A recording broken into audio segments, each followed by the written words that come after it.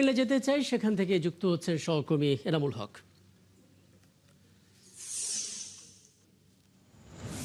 এনামুল হক, আমরা আসলে পরীক্ষা যেহেতু শুরু হয়েছে, এইচএসসি পরীক্ষা অভিন্ন প্রশ্নপত্রে ঘন্টা পেরিয়ে গেছে, কেন্দ্রগুলোর খবর নিচ্ছি। সেই ধারাবাহিকতায় কুমিল্লা খবরটা জানাবেন, যেহেতু সপ্তাহের শেষ কর্মদিবসও বটে, যানজটের একটা ব্যাপার ছিল।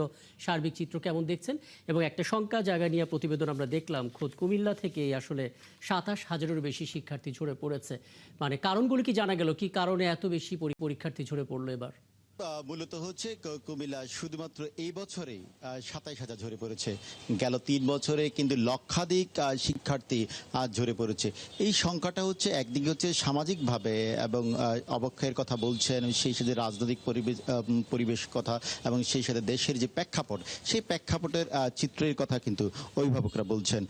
তবে অভিভাবকরা আরেকটি সংখ্যার কথা জানাচ্ছেন, সেটি হচ্ছে তাদের পরিবারের অর্থনৈতিক যে চলা অবস্থা, একটি পরিবার চলতে হলে যে অর্থনৈতিক কর্মকাণ্ড পরিচালনা করা লাগে, সেই বিষয়টা যেমনিভাবে আছে তেমনিভাবে সেই পড়ালেখার ব্যয়ভার বহন করতে না পারা আর প্রযুক্তি নির্ভর, মানে এই যে পড়ালেখাটা সে করবে, করে কি কর্ম ব্যবস্থাটা করবে, কারিগরি পন্থা যদি পড়ালেখার মধ্যে থাকতো, তাহলে কিন্তু সে এই পড়ালেখা করে কিছু একটা করতে পারতো।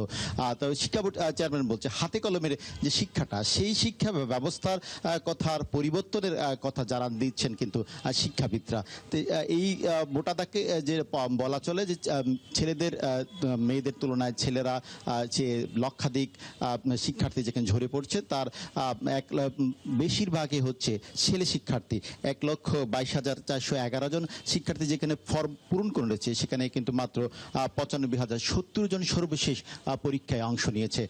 তার চেয়ে ছেলেদের সংখ্যাটা কিন্তু কম, মেয়েদের সংখ্যাটাই কিন্তু বেশি। তবে এই যে নিরাপত্তার বলয়ের কথা বলা হচ্ছে, সেই বলয়ের কথা বলে কিছু কিছু জায়গায় কিন্তু নিরাপত্তার কথা দেখা হচ্ছে। তো আমরা যেখানে আছি কুমিল্লা ভিক্টোরিয়া কলেজ, সেখানে কিন্তু ভিক্টোরিয়া কলেজের অধ্যক্ষ মহোদয় সাংবাদিকদের সাথেও কিন্তু একটি আচরণ বেহাল করেছেন। তিনি পর্যবেক্ষণ যখন বোর্ড চেয়ারম্যান পরিদর্শন করছেন, সেই জায়গায় বা বোর্ড পরিদর্শনের পরে সাংবাদিক বক্তব্য দিবেন, সেই জায়গাটায় তিনি উত্তেজক অবস্থা পরিবেশ সৃষ্টি করেছে। সামগ্রিকভাবে কিন্তু কুমিল্লার পরিবেশ একটি সুন্দর সুষ্ঠু অবাধ করার জন্য পুলিশ প্রশাসন, জেলা প্রশাসন এবং শিক্ষা বোর্ড কাজ করছেন।